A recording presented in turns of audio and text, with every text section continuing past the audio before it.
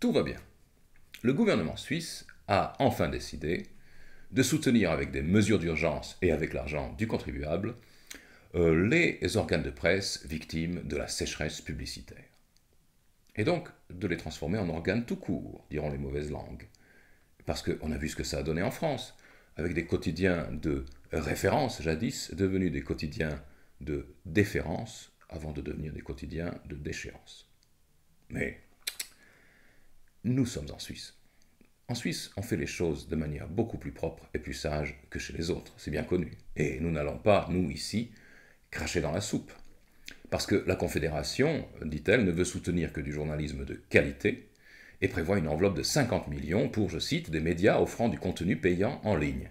En lisant cela, nous avons cru, sincèrement, que ces mesures avaient été taillées sur mesure pour l'antipresse, qui est, comme on le sait, une newsletter et une plateforme payante en ligne, dont par ailleurs personne ne conteste la qualité de style et de contenu. Mais, il y a un hic, nous dira l'administration. L'antipresse n'ayant jamais été accro à la pub, elle ne peut pas non plus être victime de son manque. Vous n'entrez pas dans les programmes d'aide aux toxicomanes. Eh bien, cela ne nous empêchera pas de postuler. Parce que nous refusons de croire qu'il s'agisse encore d'un coup de lobbying. On imagine mal, par exemple, cet argent aller prioritairement à des groupes de presse comme Tamedia qui, bien que ses journaux tirent la langue, a fait 56 millions de bénéfices au premier semestre 2019. Nous ne manquerons en tout cas pas de vous tenir informés de l'issue de nos démarches. En attendant, cette presse qui peine à boucler ses fins de mois continue à nous laver les cerveaux à jet continu, et puis ensuite elle s'étonne que le chaland s'en détourne. Que faire par exemple lorsque vous en avez vraiment marre de vous faire culpabiliser à journée faite dans les médias par une gamine à couette en tant que destructeur de la planète que vous êtes? Eh bien, vous pouvez, dans un accès de rage, courir acheter l'excellent manuel d'Olivier Griette, 49 jours pour devenir un vrai militant anti-écolo, paru aux éditions Xenia, ou bien alors, vous pouvez aussi lire l'Antipresse où l'on essaie de vous suggérer quels sont les vrais usages du phénomène Greta Thunberg. À l'Antipresse, on prend le temps de réfléchir et d'observer avant de juger. Et quelquefois même, on ne juge pas du tout.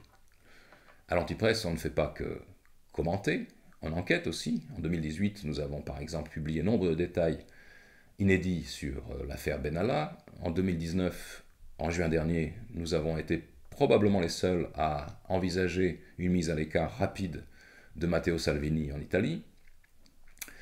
Et nous ne faisons pas des enquêtes comme les grands journaux avec des fuites et des délits d'initiés. Ce que nous faisons, c'est que tout simplement, nous lisons les faits qui se présentent devant nous. Le monde est un livre ouvert, je parle de la planète et non pas du journal, le monde est un livre ouvert, il faut savoir lire. C'est pour ça qu'à l'Antipresse, on vous donne chaque semaine l'envie, je l'espère, ou en tout cas de bonnes raisons, de lire un ou deux bons livres, non pas les derniers succès qui seront oubliés demain, mais des vraies valeurs de toujours. Nous nous efforçons en plus de le faire avec humour. Vous savez, l'humour, cette tournure d'esprit un peu désuète, qui d'ailleurs sera bientôt interdite partout, sauf chez nous. C'est qu'à l'Antipresse, nous sommes familiers avec nos lecteurs parce que nous les respectons.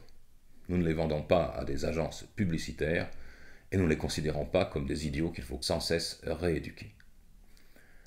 Le problème de la presse de grand chemin, c'est qu'elle a oublié à quel point c'était important, les lecteurs. C'est qu'à force de mendier sa pitance auprès du pouvoir politique ou économique, elle en a complètement négligé son client de base, celui qui devrait être son premier financier, le lecteur.